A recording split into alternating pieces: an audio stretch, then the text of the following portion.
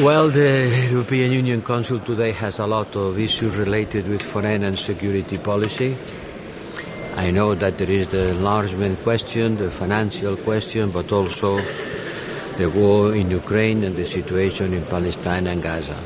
I think that we have to stick supporting Ukraine as much as we can from the enlargement perspective, from the military support, from the financial support. I will debrief the leaders about the work we have been doing on security commitments with Ukraine, and I will continue asking them to understand, I'm sure they understand, that it is an existential issue for Europe, that our support to Ukraine has to be continuing and increase, because it's not a war against Ukraine, it's also for our security. I know the enlargement will take an important part of the discussion. Enlargement is the most important foreign policy.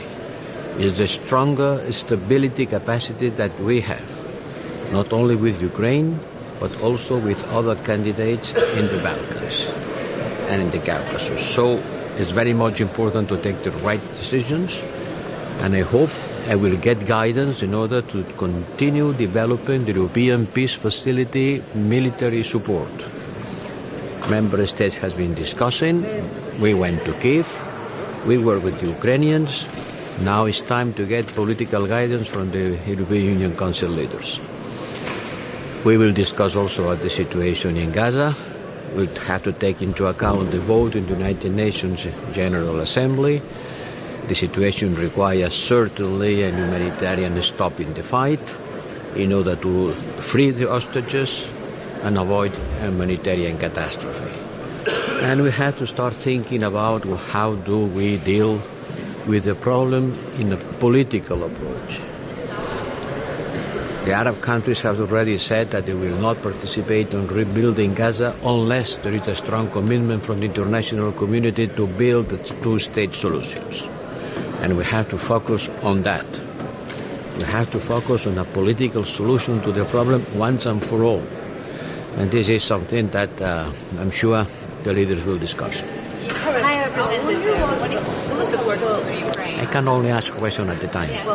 Will the Council vote for the enlargement package only, or is there any chance that each country will be discussed separately? Well, then, you know what is in the agenda today. Certainly they will be discussing about the enlargement, and in particular in the case of Ukraine. I think Ukraine has done an incredible effort to fulfill the conditions. We at the Commission, we presented a positive assessment, and we will continue defending a positive assessment for the opening of negotiations with Ukraine.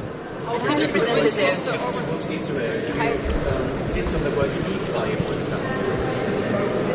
You hoping for a strong text towards Israel, especially regarding, for example, the word ceasefire? Well, I don't know which is going to be the result of the discussion, because as you know, the member states, the United Nations, they voted in different approaches. Yes, no, and abstention. I'm supposed to represent a common position, but there is not a common position. There are different approaches, but there are more member states today supporting the ceasefire than in the previous votes. This is a fact. More and more people are leaning to the side of asking for a ceasefire, but the leaders will have to discuss. Thank you. Support for Ukraine. Montenegro said yesterday it doesn't matter about international